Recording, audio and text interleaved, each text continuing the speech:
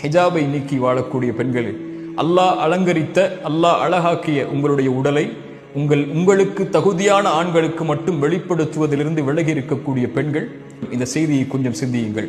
அப்துல்லா இப்னு Abbas ரலியல்லாஹு அன்ஹு அவர்கள் சொன்னார்கள், தன் தோழரை பார்த்து, சொர்க்கத்தின் பெண்ணை உனக்கு அறிவிக்கவா என்று. அவர்கள் ஒரு பெண் கடந்து சென்றார்கள். சொன்னார்கள், இந்த பெண் அல்லாஹ்வுடைய தூதருடைய சபையில் ஒரு முறை வந்தார்கள். வந்து சொன்னார்கள், யா ரசூலல்லாஹ், எனக்கு நோய் வலிப்பு இருக்கிறது.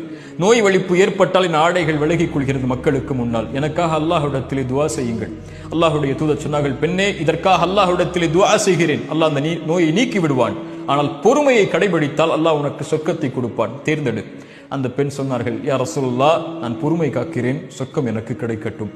ஆனால் அல்லாஹ்வுடைய தூதரே, நான் மக்கள் மத்தியில் இருக்கும்போது வலிப்பு நோய் ஏற்பட்டால் என் ஆடை விலகிக் கொள்கிறது, நான் என்ன செய்வது? அதனால் மக்கள் என்னுடைய அங்கங்களை பார்க்கக்கூடிய சூழல் ஏற்படுகிறது. அல்லாஹ்விடத்திலே அதற்காக மட்டும் என் வலிப்பு நோய் ஏற்பட்டாலும் பரவாயில்லை, பொறுமை காக்கிறேன், என் ஆடை விலகிவிடக் கூடாது மக்களுக்கு முன்னால் என்று அல்லாஹ்விடத்திலே துஆ செய்யுங்கள் என்றார்கள். அல்லாஹ்வுடைய தூதர் ஸல்லல்லாஹு அலைஹி வஸல்லம் துஆ செய்தார்கள்.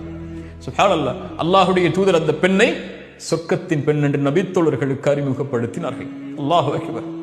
யோசித்து பாருங்கள் கண்ணியத்துக்குரிய நண்பர், சகோதர சகோதரி.